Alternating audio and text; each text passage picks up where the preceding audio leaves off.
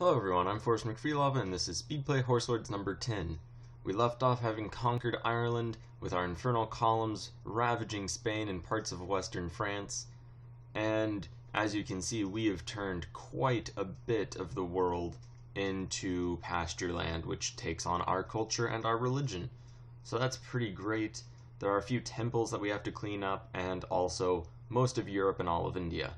So we'll hop right back into it. We'll move into England through Wales from our Irish positions, and basically just keep conquering. It's rather straightforward at this point. We have quite a significant force on the British Isles, and we will just keep pressing through while pillaging everywhere else. We do have to deal with the occasional sporadic attack. However, it is just nothing near the orchestrated level of just arms we have bringing against them. So there's really just constant conquest in the future. The main issue with invading England is keeping up enough infernal columns to suppress the countryside while also moving forward. So that's going to be the main limiting factor, is essentially how many troops we can boat in, which does take a while, and just keeping people on every province that does actually still have any sort of holding whatsoever. However, it's not the most developed countryside, so hopefully we will be able to move through it rather quickly as we move on. We go ahead and send a force up against the Teutonic Order, which we just go ahead and start wrecking them with. This is a bit of a random place to invade, I know. However, we were declaring war for a closer province, and we just had to follow them all the way to the edge of the world in order to actually enforce peace with them. So here we are in the edge of the world. We do manage to make that quick peace and send our forces back over to our countryside. Meanwhile, since we don't actually have enough troops to take over any larger countries, we do go ahead and just attack the very edge of England. We have to walk through several neutral countries to get there. However, there's really nothing wrong with that, and we are able to just start taking it over. Now, a massive army does show up, and it just starts wrecking us for a moment. However, we have a lot of troops in the near area, so we are able to win it. And that was just a random adventurer invasion, which I wasn't really expecting. Otherwise, I would have had a better troop response more quickly. However, we did deal with it fairly well anyway.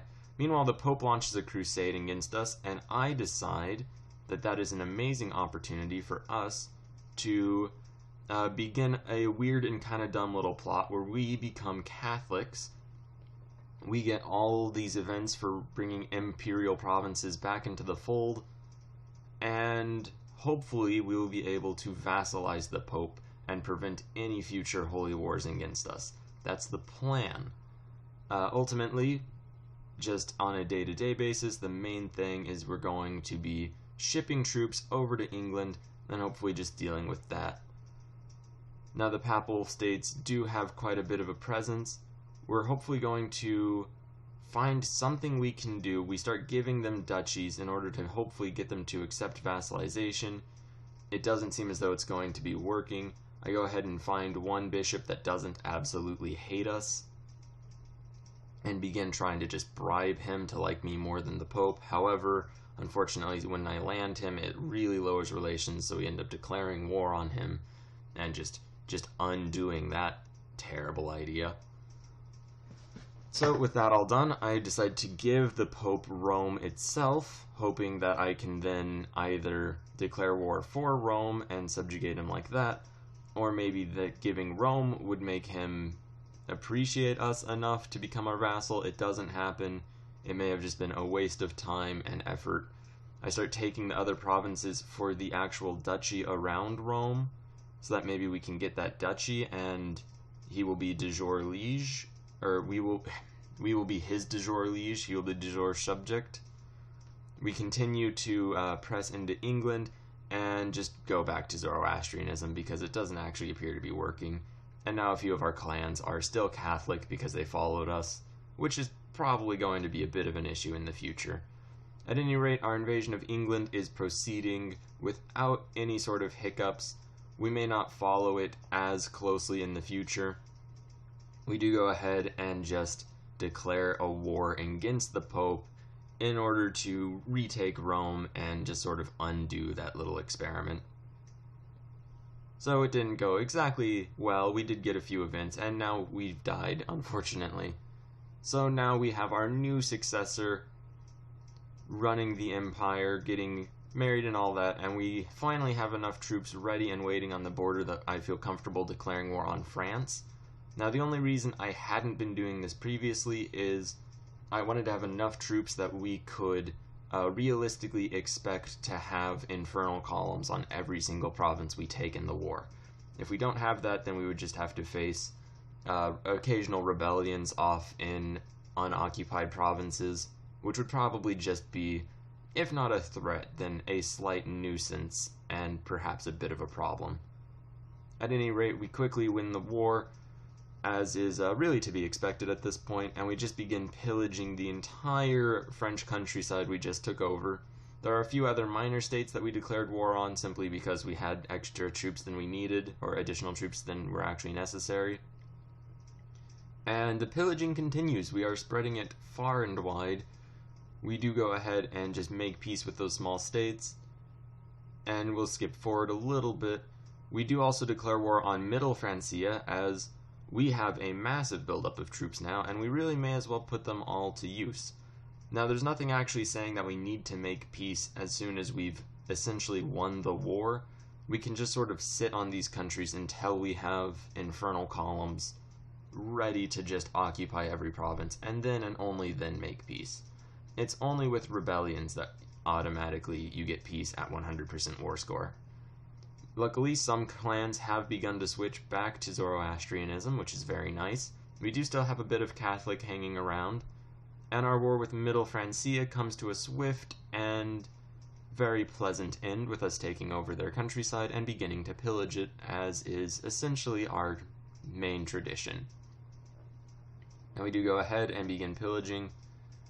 Ultimately, I don't believe there's going to be very much in the way of threat against us. We have, as you see, converted most of Europe, or at least most of the territories we own, into our religion and culture. Unfortunately, we are facing a rebellion all of a sudden.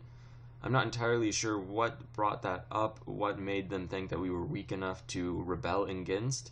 However, we go ahead and immediately hire as many mercenaries as I feel is necessary, around 27,000, something along those lines, 24,000. We begin to attack and just rush straight for their campsite, as that's essentially how you defeat nomads, the campsite and their armies. We do go ahead and press against their army, and it does seem to be going fairly well. However, they are just getting constantly reinforced, so it is not going well whatsoever. We pull back, get another group of mercenaries, start moving them forward. We rejoin our forces together, and as long as we just pick off straggling forces, we should be good.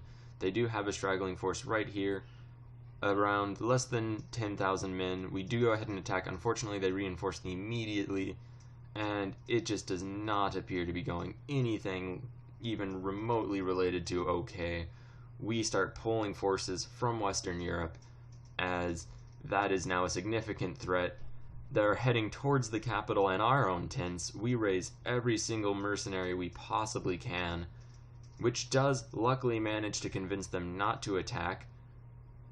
And at this point, we're just going to wait until our armies do show up from the infernal columns. Unfortunately, it looks as though they're trying to get us around and attack the capital.